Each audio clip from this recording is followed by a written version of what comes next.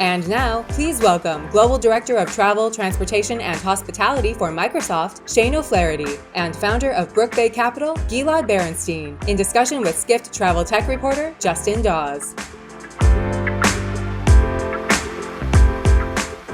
Well, thanks for being here, the two of you. Nice to meet in person. Nice to meet you. Yeah, it's wonderful to be together in person. Yeah, the two of you basically already know each other, though, because... Unfortunately. Yes. It's not our first time sharing a stage. Yeah, it's like, have you lost count, the number of... I don't know. I'm not good at counting, so... Yeah. Well, I mean, it's really good to have the two of you on this panel. It's about separating the hype from reality in travel for AI, because you both bring two different perspectives. Gilad, the travel startup founder, investor, advisor, and then Shane, the incumbent perspective, right? So that leads me to my first question for Shane. Microsoft has been helping travel companies adopt generative AI, and we're in this 18 months or so. So how would you rate the progress at this point? Is it mostly talk? Have you seen real action? What do you think? Yeah, I think slow and steady.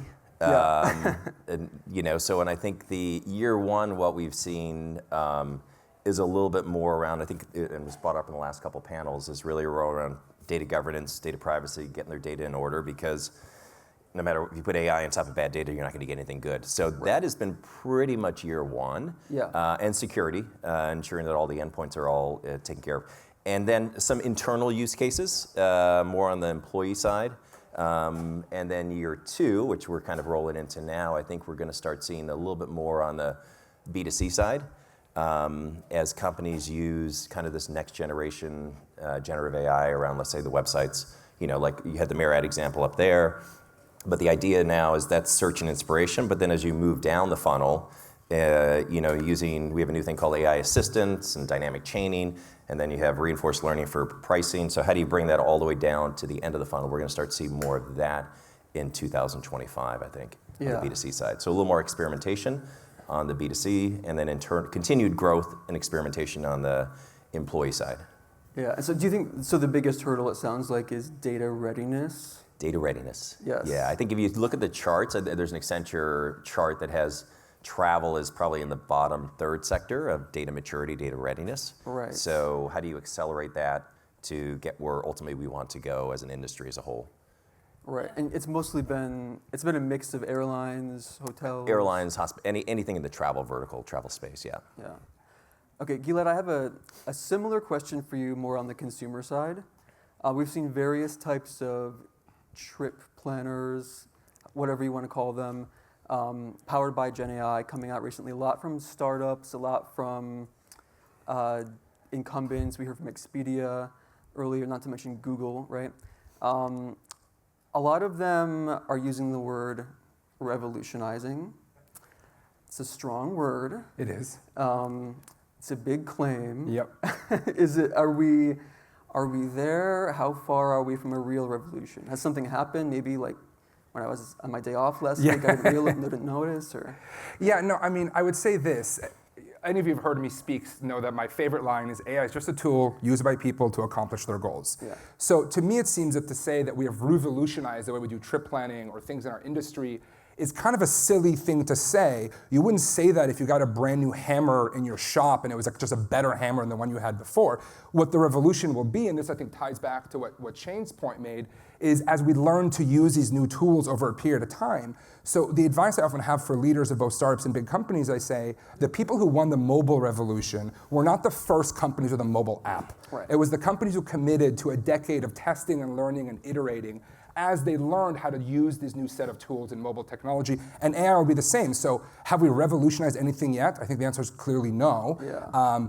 10 years from now, might we look back and say we revolutionized it? I hope so, but I think it's too early to tell. Yeah. Well, it's interesting. I mean, yesterday I saw, or last week I saw, with ChatGPT 4.0 or 4 Omniverse that came out, or Omni, I was fascinated. When you look behind the scenes and you're like, oh my God, did I just see that happen? Where they had two phones and they were talking to each other, two AI agents were talking to each other, and the other AI, a human was then showing them the room and they were explaining it and they were asking more questions. I mean, some stuff that you see now, I'm like, wow, this Totally. is pretty crazy stuff, and how exponentially it is enhancing month over month with what's coming out too Right. as well. Yeah, and to Not add that to it's that- revolutionary, but it's still a bit mind-boggling. Yeah. Well, and to add to that, the computer vision element, which you mentioned, is just as important. So I really enjoyed Drew's conversation about the AI earlier, but I heard him refer to their studio as a Gen AI studio, and I wanted to shout, like, why just Gen AI? It's one of the tools in the toolkit. Right. So I think the visual, the computer vision stuff is just as important as the Gen AI stuff in our industry, which is a physical world industry. Yeah. So maybe we can see maybe a vision, but we're not there yet. We're not there yet. And I also say, if you're a big company, do not make an AI strategy. You're 18 months into this new era. You don't know enough to build an AI strategy. What you should do is what we heard before. You should test and learn and iterate, and over time you will learn to be able to create an AI strategy. Yeah.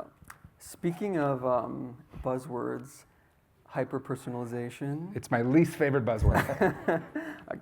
And why is that? And why is that? Well, first of all, I would say this is not meant as a dig, but a lot of the people using that term are from outside the industry. And if you ask them what data they would need for hyper-personalization, ignoring any of the realities, I don't even think they would tell you what the right data was in like a blank sheet, open, blue sky opportunity, much less if you ask them the type of data that you actually collect.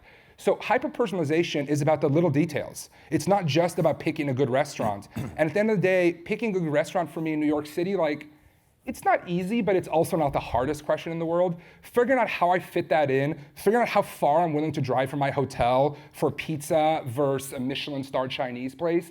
These types of data, there's not a single startup collecting that. Or I just came from Europe yesterday. When I have long layovers, I have an opinion about which airport I want to have the long layover in. There's no startup on earth who has that information. So I often find people use the term hyper-personalization, that they are hyper unaware of the realities of the industry.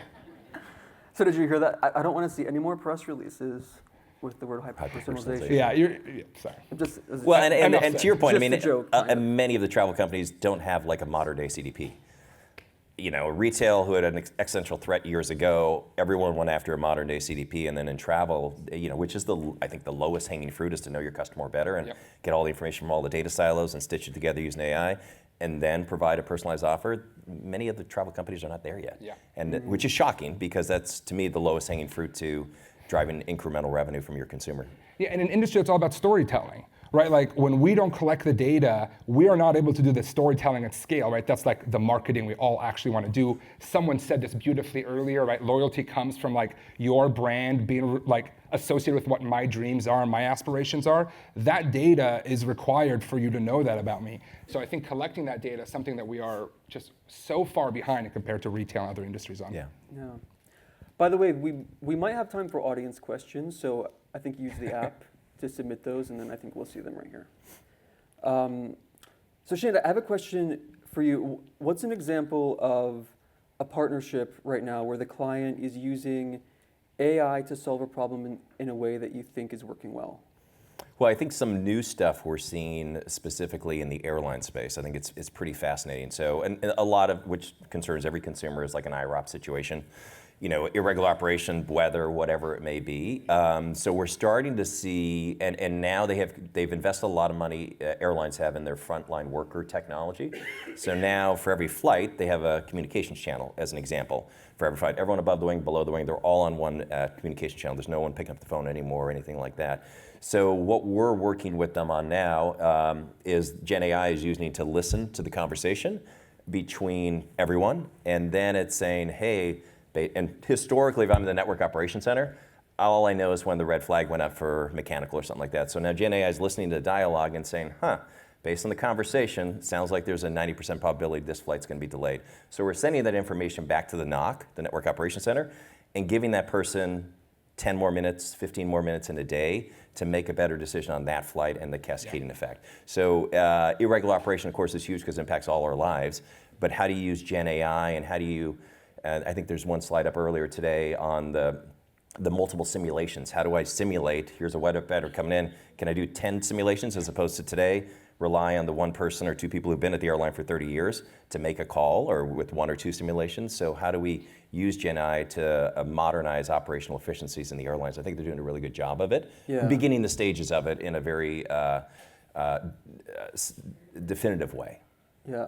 Are you mostly doing that through Amadeus, or are you doing that directly with airlines? We're doing that directly with airlines, and then our partner ecosystem, which we're a platform company, so we rely on our partners ecosystem. So we work with things like with Amadeus around their airport control center, around their airline booking engines, around Citrix for Teams, and integrate into Teams where I can go on Teams and say, hey, I'm going to New York. I know my colleague John is going. What flight is he on? And we'll go, grab the information, bring it in. It'll show John's flight, where he's staying, can you book that? So again, using Gen AI as part of kind of a corporate ecosystem for an expense, or not expense, but travel side. Yeah, so a variety of different areas with a variety of different partners. With the Marriott one, Publicis Sapient and ourselves worked on that for Marriott. So again, we're more of a partner-driven ecosystem that we're using our tech to empower corporations to do more. Right, and that's mostly because I think it's 49% owner of OpenAI? Yeah, so we have exclusive rights to OpenAI, and then we bring that inside our Azure environment with all the enterprise data security controls, and then work with our clients directly with the Azure OpenAI platform itself. Yes, and so... And then we build stuff on the side. Right.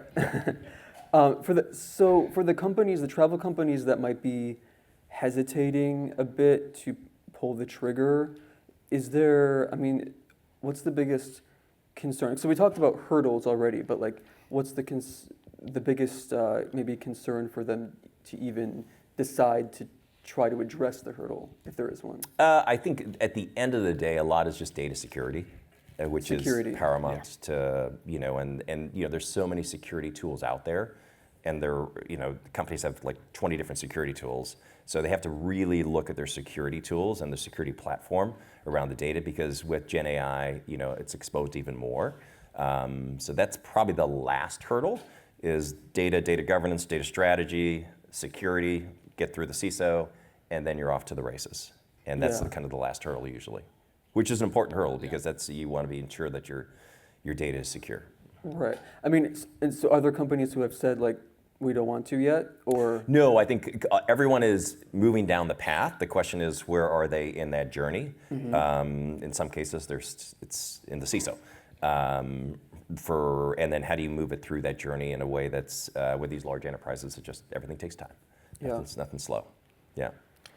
So Gilad, we talked a bit about the trip planners, how incumbents and startups are releasing tools, but there's a lot of that same activity in the B2B area as well.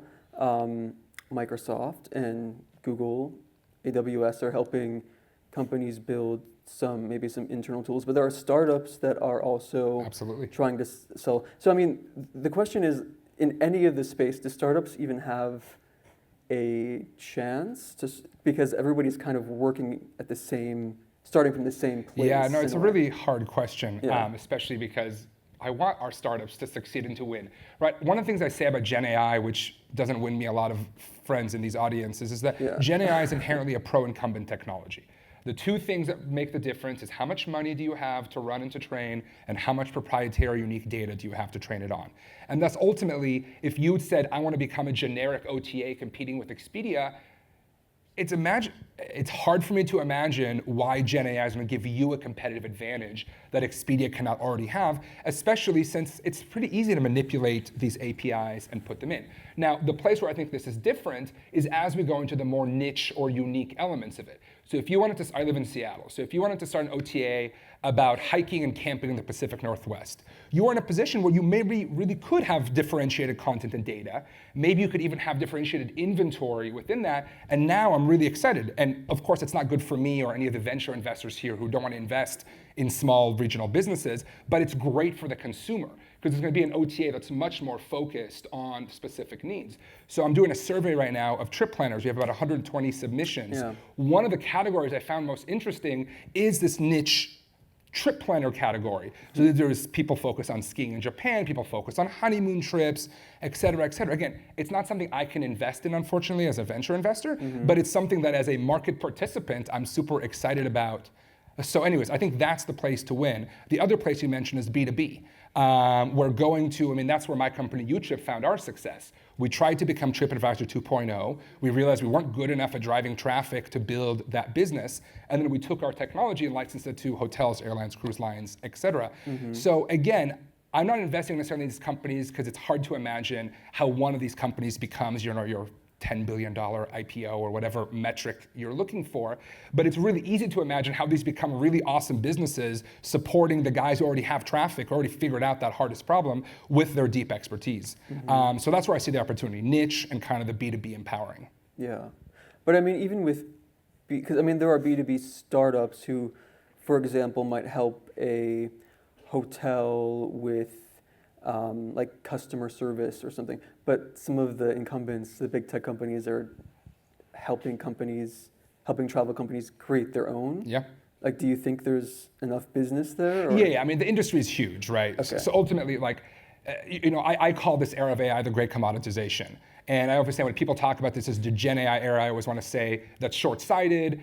Maybe not in this room, but when the average room I speak in, I ask people how many they remember sentiment analysis from 2014, and there's always like, one or two brainiacs who raise their hand, but no one else does. If we're a decade from now, and I ask you how many of you remember Perplexity, I bet very few of you remember Perplexity.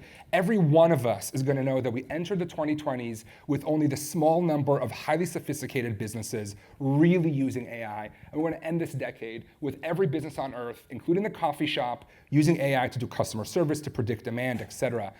So I think there's plenty of room, just not for all of these to become very large companies. But outside of the venture perspective, that's great. We want an industry with lots of small and medium players too. Yeah. So, I mean, Shane, how would you, maybe it's a similar answer, but competition between Microsoft and Google and AWS, who are all kind of going after the same companies, is there, it sounds like maybe there's enough business for everyone, or what do you think? Yeah, there's enough business out there. I mean, I think for everyone. And with our CEO, Satya Nadella, was a little bit more, we were very siloed in our approach from a business perspective. Now we're very open and partner with, what people would consider our competitor set, based in certain niche areas of the company. But I think for us, it's competitive. We compete against Amazon and Google every day in the marketplace. But when we look at productivity tools, that's an area where we're super strong. And I think as an industry from a travel perspective, and we've done a lot of research at Microsoft on the hospitality industry, not airlines, is more on the hospitality side. And the employee reaction to is the comment that they make is hospitality companies invest more in consumer-based technology and don't invest in me. And so we are trying to push this investment into the hospitality industry because people are using WhatsApp and texting, and they're getting the job done, but that's a data security challenge and nightmare. So how do we deliver technology to them where they walk into work, one pane of glass, and they have everything they need for their job, and then you bring AI on top of that. If you're texting and you're using WhatsApp, I mean, you're not going to put much AI on top of that, right. So the industry will continue to fall farther behind unless the hospitality industry invests more in their employee-based technology, because it's, in some cases, a little archaic. Well, and we have to. At the end of the day, when I speak with large investors or like corporate investors, one of the things I always talk about is back of house technology. Yeah. We all know that hiring and labor shortages is still a massive challenge in our industry. And I think, I get it. I was the founder who only wanted to build the B2C company. I totally get it. But I think if you're looking for business success, the back of house stuff may actually be huge, yeah, especially in the hospitality space. And there's AI, there's smaller companies, a company called AFI, which is a really cool company out of Europe, but they're automating inbound emails that come in, and there's a cancellation, it reads the cancellation, it goes in the PMS, it cancels it, no one has to touch it. So all these little small things continue to add up to be larger kind of opportunities for efficiency in the back of the house. Yeah. So another question, sort of around the trip planner, but I think it could extend to other areas. So we did Skift Research did a survey earlier this year, and it found that 78% of travelers have not even tried a trip planner, and 37% were not even interested in trying. I mean, what is the issue? Are people just don't like change, or? Well, the weird thing about travel that defies expectations is outside of booking, most people do not use purpose-built tools to plan trips. Yeah. What's the most popular trip planning tool in the world? Google Maps and Google Calendar. That's where most of the trip information in the world sits today. And if you're, of course, Microsoft, it's in the equivalent Microsoft product. But that's the thing, and I can't tell you why. I have a theory, of course, which is we use our calendars every day. Why would we use a different calendaring system for the few days we're on a trip? But that's what's challenging, right? Like, I am as passionate about trip planning as anyone, but we still have not proven, to your point, that there's actually consumer demand around using a purpose-built tool. Now, of course, I make this point all the time, trip planning is a nebulous term and it has a lot of stuff in it, right? So the serendipity of discovering that great hidden gem is something fun. Optimizing geography across 22 stops in New York City is not fun. So I think there's obvious things in there that most people would enjoy, but part of the answer is, why are people not using purpose-built tools for the most part? And if someone can answer that question, I think we'll have a lot more insight into how to make these things successful. Yeah. Here, I want to ask about this question, Gilad. So you mentioned that travel is far behind retail or other retail in being able to stitch together its data. Why do you think that is? Yeah, one answer someone already said on stage together. It is a lot harder to plan a trip than to recommend a movie on Netflix or a product on Amazon. Right. I think that is a non-trivial difference that we all have to remember. The other thing is the intense fragmentation of our industry. That's the biggest challenge, the intense fragmentation. At the end of the day, I use this example often. I'm on the board of a company called Virtuoso that does kind of ultra high-end trips. So when someone goes on one of our trips, we have 1 or 2 travel advisors, several hotels, several transportation providers, several tour operators, maybe an insurance company, maybe a cruise company, and. None of these guys talk to each other in a non-manual way. Yeah. Going back to hyper-personalization, the data from all of these is required to offer any version of hyper-personalization, and we both have the technology, the piping challenges of these not being connected, but there's also business challenges. If my business finds out that you love Coca-Cola or whatever it is, why would I share it with someone else who might sell you a trip next time around?